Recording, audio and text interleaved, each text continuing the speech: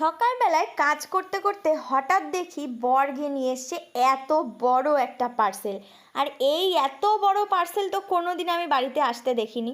প্রথমে অবাকই হয়েছিলাম এত বড় পার্সেলটা হঠাৎ করে আসতে দেখে, বুঝতেই পারিনি যে কি আছে এতে।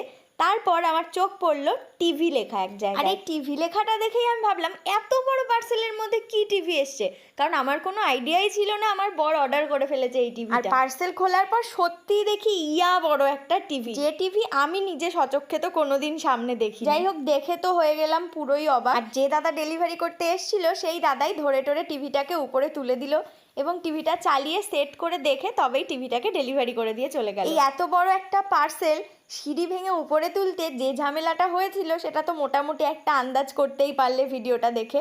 আর এরপর টিভিটাকে লাগানোর সময় কোথায় লাগানো হবে এইটা নিয়েও চলেছিল এক মহা হুলুস্থুলু কাণ্ড।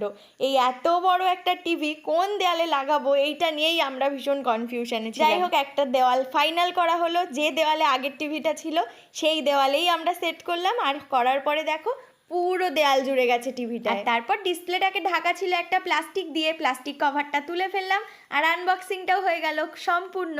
আর এই যে আমাদের নতুন টিভি সেট।